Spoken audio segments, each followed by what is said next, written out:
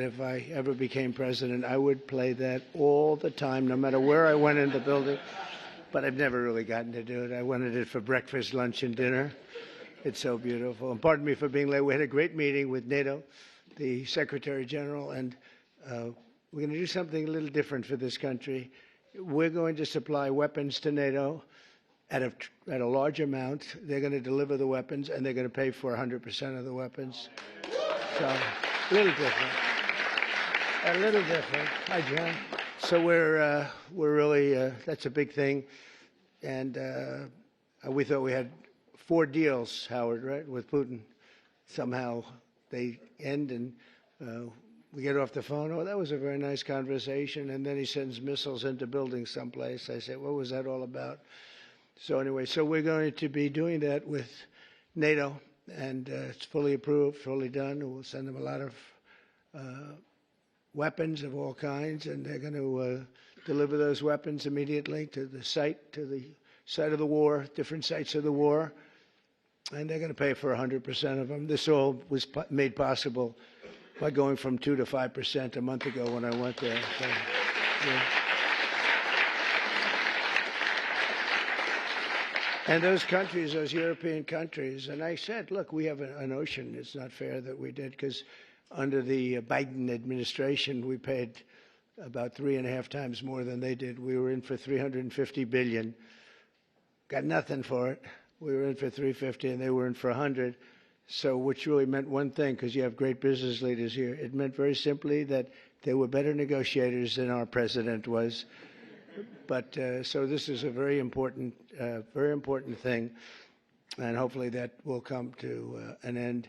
At the end of 50 days, if we don't have a deal, then we're going to have to do, we have no choice but to do secondary tariffs. You call it secondary tariffs, which are pretty tough, which we don't want to have to do. But let's see what happens. But we thought we had a deal. Numerous times I'd get home, I'd say, First Lady, I had the most wonderful talk with Vladimir. I think we're finished. And then I'll turn on the television, or she'll say to me one time, wow, that's strange, because they just bombed a nursing home. I said, what? So we don't like that. But I want to thank you all for being here, and welcome to the first ever White House Summit of Faith and Business Leaders. You're really some of the greatest business leaders in the country. When I looked at some of the names, I said, whoa, that's big stuff we have here today. In fact, before I was president, I would have been very intimidated, but now I'm president, so I don't have to be. But today we celebrate the core values that built this country: and freedom, hard work, risk-taking, and above all, trust in Almighty God. You're very much into God in this room, and that's very nice. You're business leaders who believe strongly. We have some business leaders that don't believe strongly, and somehow you and I don't like them as much. But I want to thank Pastor Paula White. She's been my friend for a long time. And John, for convening this incredible group. You know, her husband's one of the most talented musicians in the world. Stand up, John. Stand up. Okay? I stole a couple of his songs for the rallies, and he never sued me, so I was very happy. But we all come from the same place, right? So it was great, and we appreciate it, John. Thanks as well to Treasury Secretary Scott Bessent, who's doing a fantastic job. He goes on television and he calms the market. I go on television, I rile the market, and I say, we better send him in there, Howard, right? And the market's become so calm and nice. So you're doing a good job, Scott. Thank you very much. You make any deals today? We got a lot of them, boy, I tell you, we have. But the best deal is just sending out the paper. You know, they keep saying, well, he hasn't made the deal. Well, we made a number of deals, but why isn't he doing deals? Because the paper is better than any deal we can make. Do you understand? The people in this, Kevin, they asked you that question this morning. You were great this morning, but they said, well, when is he going to start making deals? The next time we could say, just, no, every time he sends out a document that you have to pay 35% or 25% or 50%. Or in one case, 100%. Those deals, you can't beat those deals, but we're still willing to talk. And they all, literally every country wants to make a deal. We're in a good position. You would call it a position of strength. I don't talk that way because I'm a politician now, unfortunately. And I don't want to talk about strength. I just want to say we have to be treated fairly because we were ripped off on trade and the military for, we protected other nations. Nobody paid us. Nobody did anything for us. Nobody helped us. And that's much different. NATO's a much different situation now. When I got in, I believe we were paying for 100% of NATO. And now they're paying, they went from 2%, but they were paying 1% to 5% that they're paying. That's a big difference. It's about $1 trillion difference. And they're wealthy, for the most part, wealthy countries.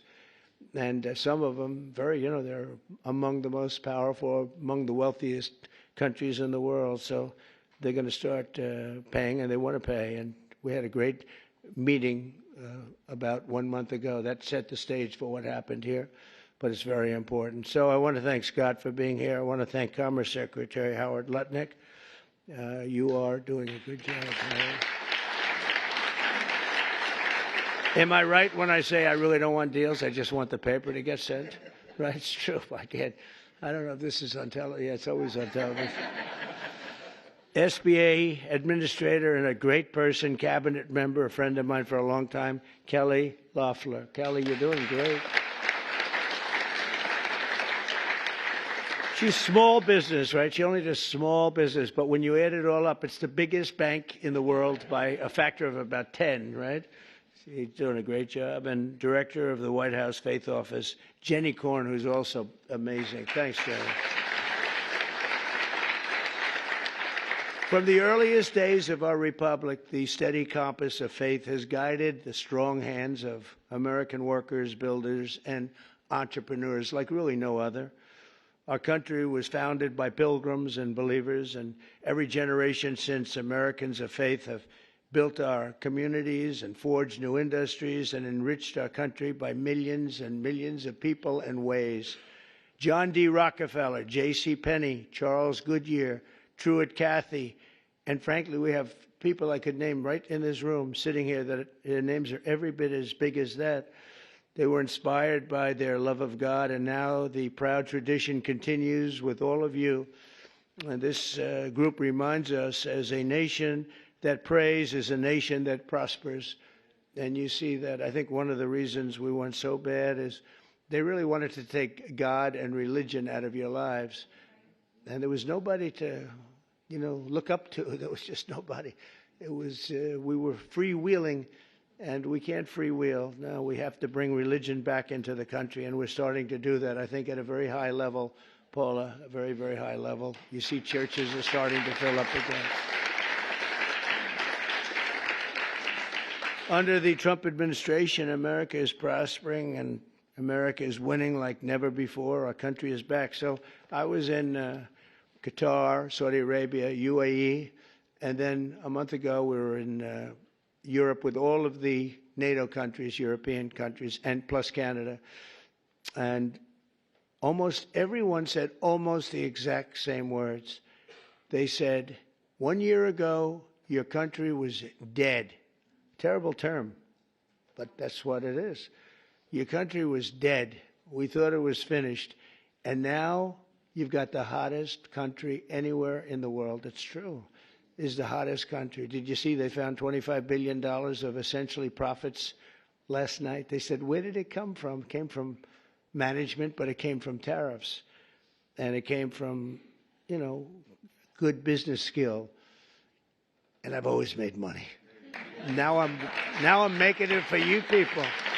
I've had good days and bad days, but in good days and bad days, I always found a way to make money, and we have to do that for our country. But and we did 188 billion in Scott just now, 188 billion in tariffs, 188, and we haven't even started yet. That's only for cars and steel. We actually have barely started. The economy is roaring, business confidence is soaring, incomes are up, prices are down, and inflation is dead. It's dead. We have a bad Fed chairman, really bad. If he would lower the rates, and I tried being nice to the guy, it doesn't help. He's like a knucklehead. No, he's a knucklehead. A stupid guy. He really is. You know, each point, think of this, each point costs us $360 billion. Billion. 1 point, $360 billion. 2 points, you got $600, $700 billion. And we're way high. We're at 450 or 425? 450? And how do you go borrow money at 1% when the Fed has you at 450? And, you know, it's not that easy. I get angry at them. Why are we paying so much? You know, because he's got you up at this number. And we should always be the lowest. Now that we're doing great, we have no inflation. Think of it. Our stock market hit record highs. Everything's hitting a record high. We're really running good with no inflation. And we should be at 1%. We should be less than 1%. I think Switzerland is the lowest at like 0.5%. We should be lower because without us, there's no world. I don't want to sound overly aggressive, but without us, you have no world.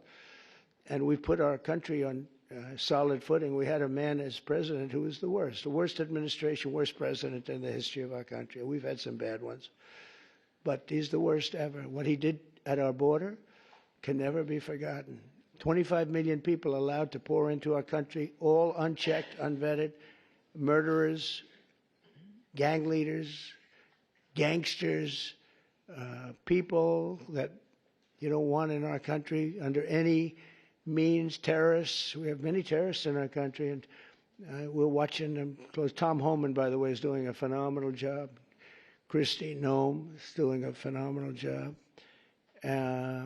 We had last week, it was reported, nobody, not one, even I don't know if I believe that number, but it's done, the numbers are done by liberals. So they said, did you know that? They said we had nobody, zero, cross our border. It's the first time that ever happened. Zero. Did you hear that? It's like crazy. But we have people from mental institutions, insane asylums even. That's a mental institution on steroids, essentially. But we had people coming into our country. We can't have them.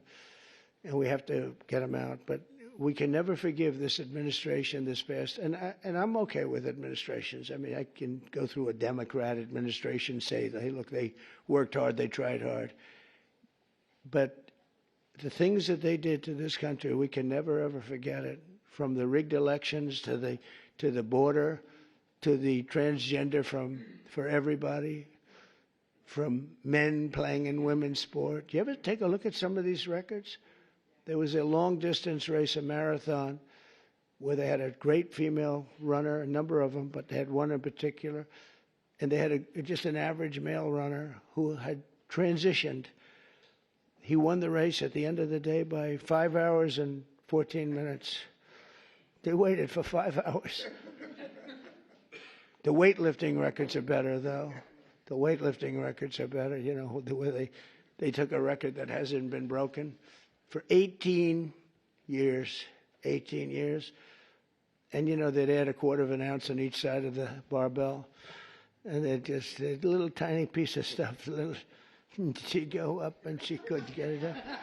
And this guy comes along. Have you lifted before? Yes, at a low level. He was a low-level lifter as a man, but transitioned. And he goes up to that thing. Bing, bing, bing, bing, bing. Could have done it all day long. Broke the record by 119 pounds. The whole thing is crazy. The swimming records are pretty good, too. You got to see that. I told the story. You had this great group of young ladies, and they grew up with each other because, you know, they sort of swam at the top level. And they were swimming, and one girl was seriously injured. She looked left, and she saw the same girl she grew up with, Kelly, in California. Same girls, you know, that young age, they sort of rise to the top. She looked to the right, she saw the same girls, but there was this giant standing right next to her. And he had transitioned. You probably heard this. He had transitioned. And she'd never seen her before. And when the race was started, he blew by her so fast that she suffered massive windburn. They had to take her. So.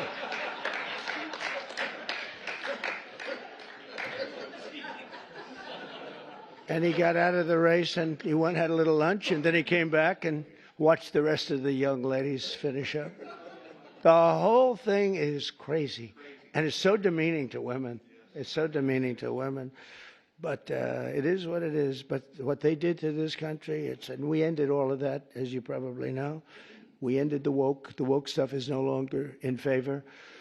But we're doing fantastically. Wages for blue-collar workers have surged by the most in over 60 years.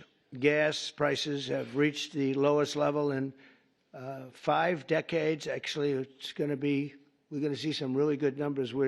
Drill, baby, drill. Drill, baby, drill. I got to make sure that people can afford to produce the gas. But the gas has gone to the lowest level in decades.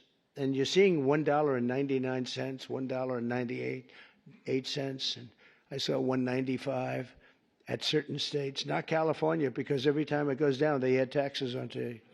You're at $6, $7. They just add taxes. All they do is they keep adding taxes. Terrible governor, doesn't know what he's doing. He may be a candidate, but if you go by success, you can't have him be a candidate. And on Friday, it was announced that the United States Treasury ran a budget surplus. Is that true, Scott?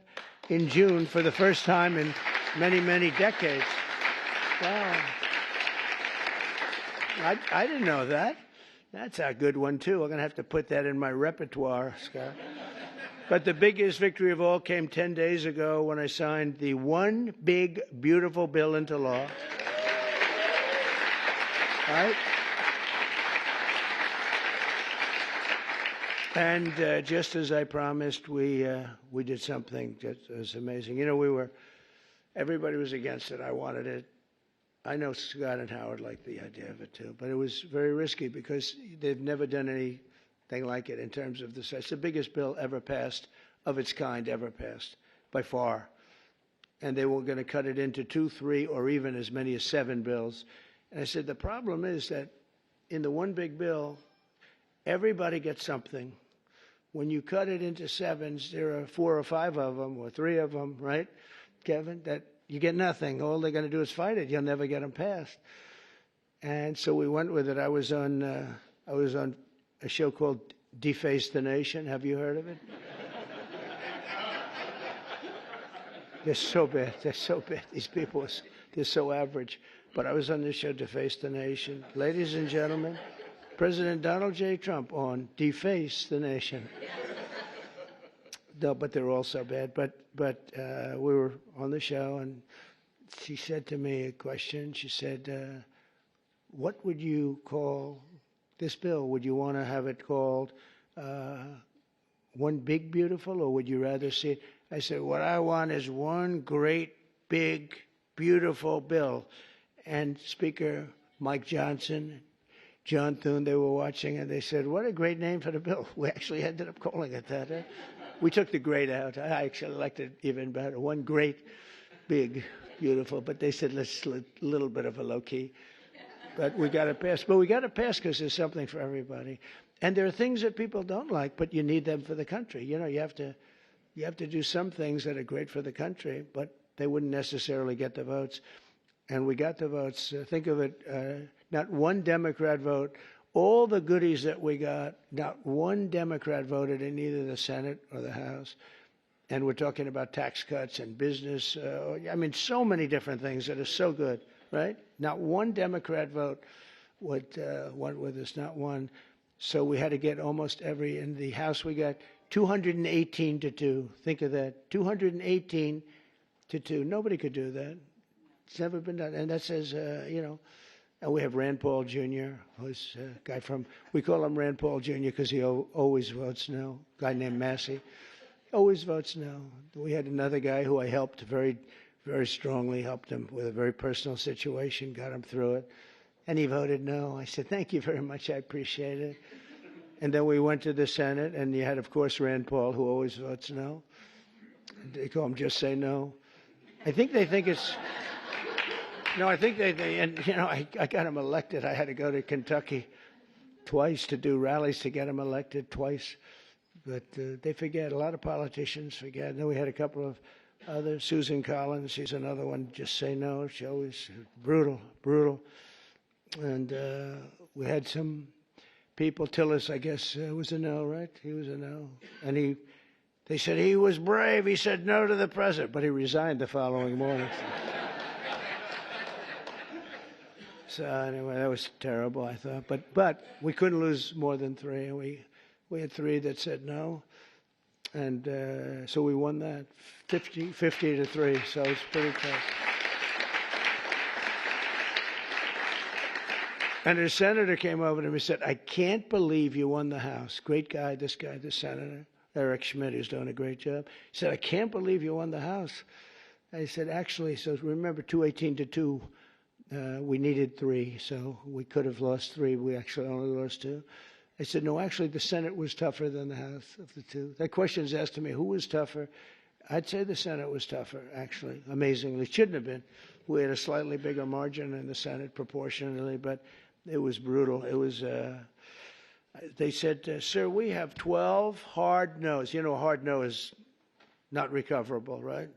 This was at 2:30 in the morning. Mike Johnson called up. It could be 20, but it's at least 12. So could you call them, sir? And I said, what time? I said, 2:30 in the morning. And we have to win, right? We can never give up. The people in this room, right? You never gave up. Mike's supporter right from day one, and her husband with a bad damn back, right? How's his back? Is he okay? Every time I see him, he's got a bad back, but he's got a lot of cash, so. A lot. He's got a lot of cash. But no, they're great people. Thank you very much. I do appreciate you. You were there right at the beginning, you know, always was there.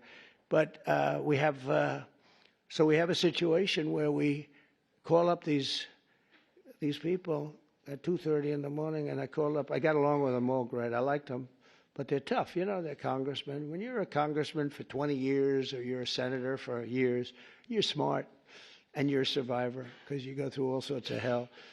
But I called up Congressman. I said, Jim, hi, Jim, how are you doing? And he said, fine, sir. I said, family's good, yeah. He said, sir, you have my vote. I never said what I was calling about. I said, I do, thank you very much. But how do you know what I'm calling you about? Well, I said, sir, I've been your friend for 2.5 years. You've never called me during normal hours. So I assume that if you're calling me at 2:30 in the morning, you're not calling me to ask me, how's the family doing? I said, yeah. So, pretty good. So I called up everyone. I think everyone with the exception of one had to speak a little bit, but I call up, sir, you have my vote. Thank you. Sir, you have my vote. Think of that. And we got 12 votes in a matter of, I called back 20 minutes later. I said, you got all the votes. That's spirit, right? That's spirit. They wanted to maybe hear. They wanted to have a little love. You know, the sad part is that some of the best people are the people that don't get any publicity because they go with something because it's good.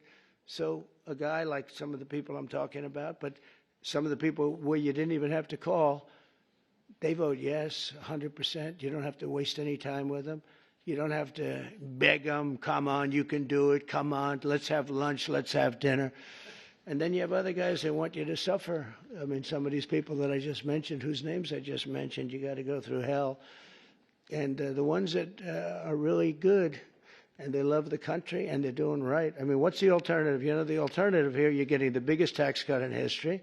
And with the Democrats, you're going to have the biggest tax increase in history. Now, we could go into 100 other details. They're equally as crazy. So I said, so what's the difference? So you're going to say no, and you're going to have the biggest tax cut in history this way, and you're going to have the biggest tax increase the other way, and you'll probably end up in a depression, because if you ever did that, it would be a shock to the whole world. That's what happened in 1929. I said, so you're going to vote for the other side? Well, sir, I'll do what's really appropriate. You know, the losers. But you have that. Really, they're grandstanders, you know. You have grandstanders, and you have them in every business. And the Democrat has far fewer. They're grandstanders, but, you know, the one thing about them, they have bad policy. They're evil people in many ways, but they stick together. You don't have it where you don't have, I don't want to use too many names, but you don't have a Mitt Romney in the midst who makes you suffer. You don't have some of the people that I mentioned who make it so hard. They make it so hard. And the alternative is one of two things. You can either get all these things and make the economy strong, or you're going to literally have perhaps a depression where you people so rich, so beautiful, so nice to look at, will be totally busted. And let's see how long your wife stays with you. You're beautiful. She'll stay with you for about 3 weeks and she'll say, darling, I can't take it anymore. I can't take it anymore, darling. I'm leaving you. I said to one guy, he's a very, very unattractive man, but he's smart and he's rich. And I said, you better hope we get this thing passed because your wife will be gone within about 2 minutes. He said, you're right. But so we had a tremendous success, and it gives you the biggest tax cut in American history, the largest spending cut in American history, and the largest border security investment of all time. And again, we're doing great on the border. I almost say, why do we need it? We have such good numbers, but you need it. Ultimately, you're going to need it. I built hundreds of miles of border wall. Without that, you could have never had the results that we had. But to lift up the American family, we increased the child tax credit and made school permanent. We made it all permanent, the school choice. And we expanded school choice. And for every newborn child, we created what's called the Trump accounts. And this was Michael Dell. I don't know if Michael Dell's here, but Michael Dell, well, you tell him I mentioned his name because it's true. He would call me for 3-4 years. I didn't know Michael. I just know he's a great success story and a great guy. That's all he talked about was the account where you put $1,000 and as a baby is born, $1,000 into an account and you let it be invested by, I guess you pick out some good money determinant or fund or index. And I guess at a certain age, like when they're 30, goes earlier than that, but when they're 30, they're supposed to have like $75,000. That would have a huge impact on their lives.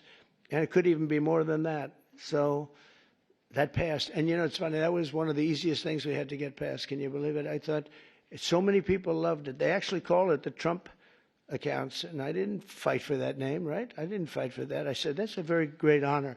But Michael Dell was amazing. That's what he said he's going to invest billions of dollars doing it for children. He's going to put a lot of his money into it. But even more importantly than the economic success, we're restoring the spirit of our country. America is once again an optimistic nation. We were so down.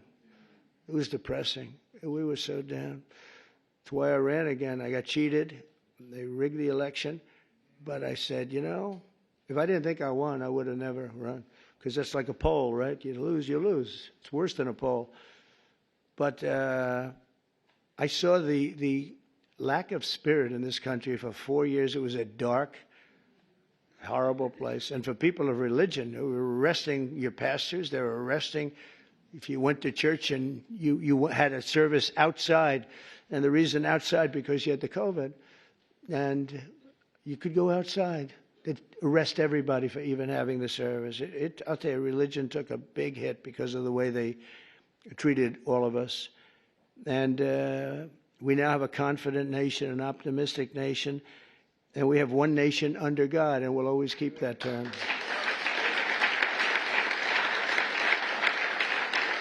And we're bringing back, very importantly, and not just evangelicals or Protestants or all religions, we're bringing them back into our country. As president, I've ended the radical left war on faith, and we're once again protecting religious freedom like never before in our country. We're protecting it like never before. We're getting rid of the Johnson Amendment that didn't let the pastors and ministers and everybody speak about politics.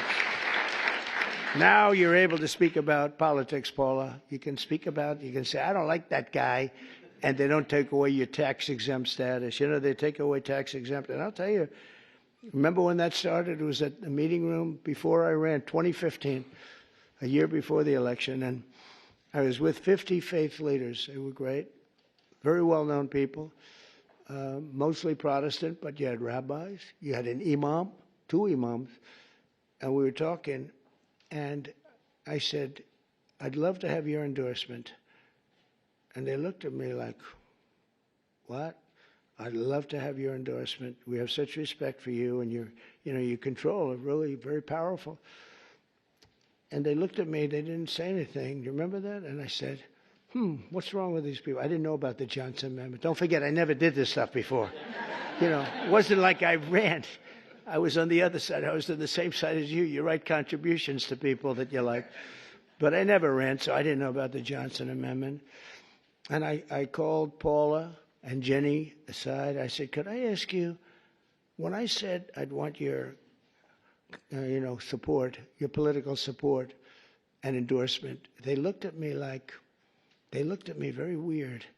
What's going on? Well, sir, there's a thing called the Johnson Amendment. And if they even speak about anything having to do with politics, they will immediately take away their tax-exempt status. And if they lose the tax-exempt status in your world, that means you might as well close up your church. I said, you got to be kidding. So I can't really. And I told them, we had another meeting a couple of months later. And I said, you people in theory are the most powerful people. You're more powerful than man or woman because we have more than 50. Let's assume men and women are 50-50, but you have 80% between all the different religions. I said, you have more power than anybody, but you're not allowed to use your power. I said, we're going to get rid of that because people want to hear what you have to say more than anybody else, pretty much. And we did get rid of it. And we launched something that's great. And now you see people, if they like somebody, they're able to talk about that somebody for office, right, Jenny? We're able to talk about a certain politician that has your values and likes your religion. It's okay. And we got rid of that. Was Lyndon Johnson, a very powerful guy. And he had a problem with a pastor, I think in Houston. And the pastor was not a fan of his. And he put the clamps on the guy. He really did. Amazing, actually. And we opened it up. I looked at him, and we're up 68 stories in the air at Trump Tower and at this beautiful conference room. I look down, I see people walking up and down the street. I said, that means that person walking up and down the street, any one of them have more power than you do because you're not allowed to even talk about it. You were even afraid to talk about it. But they're not afraid any longer, and I think they appreciate it. As president, I've ended the radical left war on faith, and we're once again protecting religious freedom instead of destroying it. And God is once again welcomed back into our public square. It's very important.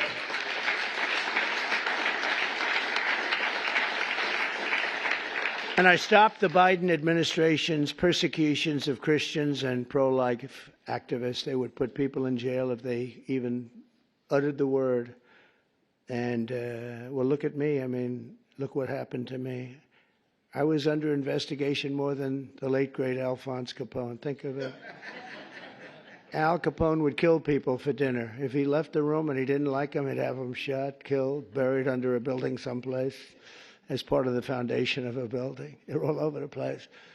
And I said I had more time under investigation than the legendary Alphonse Capone or probably anybody else. But I had a lot of good people with me, and most importantly, I had the base with me at a level that it actually became stronger. The one thing I did that was very helpful, I was indicted 5 times. Think of that. Indicted. That wasn't a word that was in my father's looking down, my mother's looking down. That my son's not supposed to be indicted, I think. I got indicted 5 times, impeached 2 times. All bullshit, right? All terrible stuff. And I got impeached for making a perfect phone call. Good luck, congratulations. I had a guy come up to me, a secretary of energy from before. Sir, could you call up, of all people, President Zelensky? And I called him. I actually held off. He must have come 10 times. Please, sir. It's because they wanted to do business or something, oil and gas. Who the hell knows what they wanted? You can imagine what they wanted, but they wanted, would you call up President Zelensky? And I did. When I finally got him, I said, congratulations on your win. He had just won. This is early in the process. Should have never been, that war should have never taken place, by the way. If the election weren't rigged, that war would never be happening right now. Millions of people being killed. That war would never be happening. But would you call up? So I say, hello, President. How are we doing? Everything good? Good. Congratulations on your big victory. Wonderful job. Great, great, great. Hang up, that's it. I get indicted for making a phone call. I told that secretary, who wasn't the smartest bulb, he wasn't Rick Perry, you don't want him on your debate team, let me put it that way. Rick, you're not going to be on my debate team, Rick. But he's the one that asked me to do it, Rick Perry. And I said, thanks, Rick. That was a wonderful suggestion. I just got indicted over your stupid call. This is what we have to put up with, right? This is what we have to do. We have to put up with things. But it's been an amazing period of time, and we've straightened out so many bad things in this country. I created a Presidential Commission on Religious Liberty and established a Department of Justice task force to eradicate anti-Christian bias, because you have a very big anti-Christian bias that you don't think about and you don't hear about it. I established the White House Faith Office to defend and represent people of all faiths, and it's located in the White House. You've never had an office. You've never had that. And Jenny and Paul are there all the time, but we have it in the White House, so people can call up and complain, or they can call up and say, you're doing a great job, whatever. But we have it actually in the White House. Nobody's ever done that. We've restored the fundamental principle that God created two genders, male and female. That was a tough one. And we're defending parents' rights where the parents' rights have been taken away from them in schools. You look at some of these school boards, it's like they're brutal dictatorships, and we brought it all back. The parents have the control now, and last Monday we effectively eliminated the infamous, as I said, Johnson Amendment, such a big deal, and various other amendments and things that really took away your free speech. That's what they've done. They've taken away free speech. I also want to recognize the incredible contribution of our great First Lady, Melania, and she says hello. And Melania did the Be Best initiative in supporting children in our foster care system. She visits a lot of children, a lot. Yesterday we went to the game, the soccer game. I don't know if you saw it in the Meadowlands. It was incredible. And she's always thinking about the children that have a hard time in helping America's young people reach their fullest potential. And it's remarkable to think that it was only 1 year ago this week that my time on earth nearly ended. And if you look at that, God was with me, because that's something that, in theory, I should not be with you today.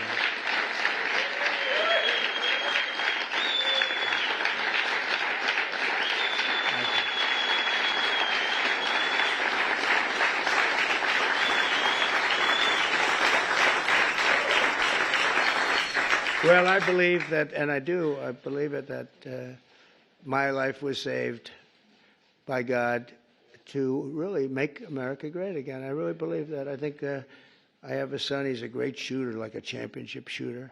Don and Eric was a great shooter, both of them. But they said that at that distance with that gun, you didn't have a chance. And we turned the head at the right time, didn't we? Huh? We turned the head at the right time.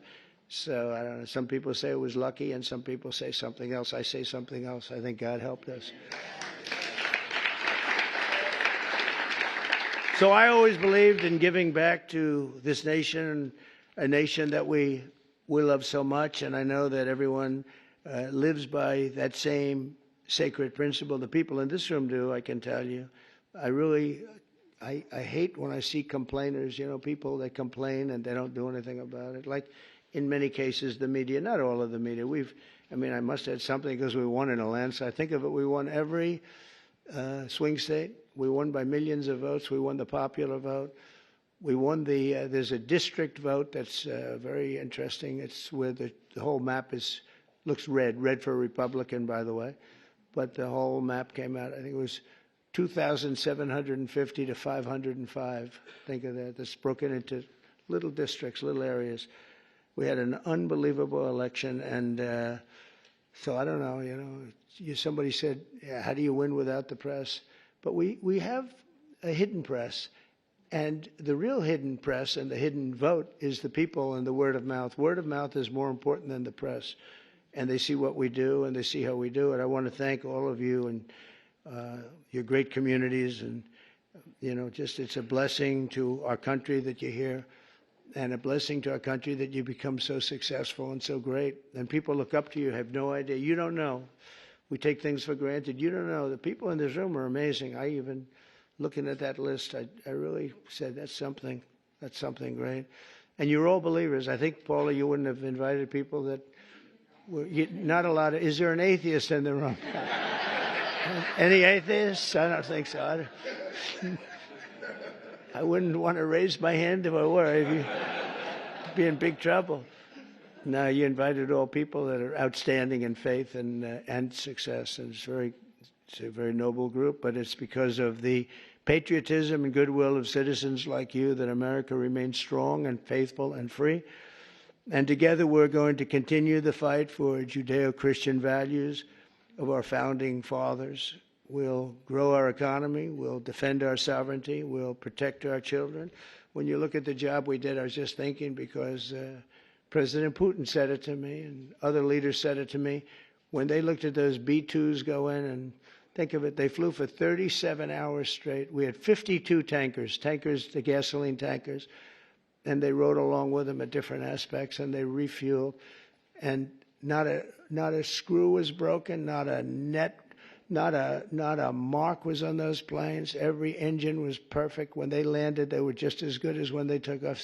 Think of that, 37 hours and about 40 minutes through a very rough territory. And those machines worked incredibly well and literally not a problem. And when I honored the flyers, we did it last week, I also honored the mechanics, the people that took care of those machines. And I said it's equally important. And you compare that, same country, you compare that with what happened with Jimmy Carter. It was a sad situation. The helicopters were coming down and they were crashing and the men were all over the place trying to get the hell out of there. And it turned out to be a hostage situation and horrible thing. And probably it was one of the things that cost him the election, certainly. But when you think of that and you see this was, in terms of perfection, they think it was a perfect military. We sent the planes to Guam. Everybody thought we were flying to Guam. And they said, oh, they're going to Guam. Well, Guam's out of the way. And at the same time, we had some others going a different direction. I watched horrible CNN. You know, you have to watch sometimes your opposition, and they are opposition. And I saw that they had basically the plans of when we're going in, when we would be entering Iranian oil airspace. And I said, you know, that's weird. And I called the general, Raisin Kane. He's fantastic. I said, General, and Pete Hegseth, I said, I'm watching newscasts where they're saying what time you're taking off tomorrow and what time we're going to be entering the very dangerous airspace, the worst air space anywhere there is, anywhere that in the world. I said, what do you think? Sir, we'll be fine. We blow them away, we'll be fine. Because, you know, they went those B-2s with 7, and they were surrounded by a lot of great planes. F-22s, the most beautiful plane ever built.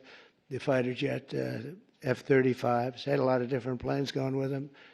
I said, but wouldn't a surprise be better? Yeah, it would be better. I said, well, then let me cancel it, and let's make it at a different time. So the day before, you know, I canceled it. I said, I'm canceling it. We'll do it sometime within the next 2, maybe 3 weeks, but I'm canceling it. And then I had a meeting, and I said, I have an idea, because I got slightly big coverage, to put it mildly. So everyone knew it was being canceled. I said, let's leave at the exact same time we were supposed to leave, the following day. And we took off, and that's when the planes went out to Guam and this and that, and we took off. And that was the only time.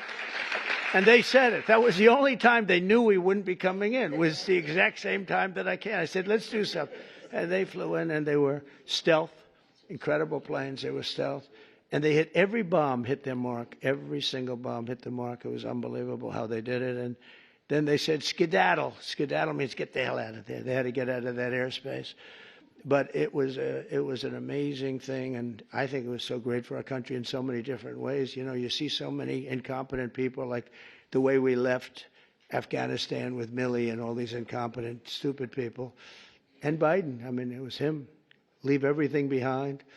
We'll leave jets behind. I said to Milley, I said, so you mean to tell me, because I was going to leave. We would have left earlier than them, but we were going to leave with dignity and strength. I said to Milley, you mean you want to leave a jet fighter behind? Sure, it's cheaper if we do that. I said, wait a minute, give me a tank of gas and I'll fly it to Pakistan, or I'll fly it to someplace, or I'll fly it back home. Why is it cheap? Oh, it's just cheaper. That's when I realized the guy was grossly incompetent, okay? He's telling me it's cheaper to leave a plane than it is that the planes cost $150 million apiece. Let's leave it, sir. It's just great. And they did. They left all, I was taking everything, but they left it behind. But when you look at what happened and compare that to what we have now, we have a real great machine. I rebuilt the military in my first term, and we left some of it to Afghanistan and the Taliban, and they have their parades. I hate those parades. Every year they have a parade wheeling down our equipment on some very unattractive street. That's, their Fifth Avenue. They show our equipment going down. Just it's getting older and older, but I hate to see it. But we're going to be working together to protect our children, and with the grace of God and the blessing of Providence, we will lead our country to heights that it's never seen before. I think we're going to be more successful in many ways, but I think we're going to be more successful than we've ever been. And I do think this, if we didn't catch it, if we would have lost this election, our country was finished. I think it was, we were run by incompetent people. We were run by an auto pen that nobody knows who used it. I think it's one of the biggest scandals in the history of our country. We were run by an auto pen. Nobody has any idea who used it, including Biden. He doesn't know. Saw that interview yesterday. You knew nothing. So it's a very terrible. We're against an evil group of people, and they're very smart. Very smart. He's not, but they are. They took over the Oval Office. They actually took over the Oval Office. We can never let a thing like that happen again. So, Paul, I want to thank you very much, and I want to thank Jenny, and most importantly, I want to thank the people in this room. You really are incredible people, an inspiration to our country. And I know you don't know that. You don't think it because you're too busy working. But you are. You're a great inspiration to young people that want to be just like you when they grow up. And thank you very much for being here. And it's a great honor. And, Paul, I think you're going to say a prayer. I'll stay with you while you say your prayer, okay? Thank you very much, everybody. Thank you. Thank you very much.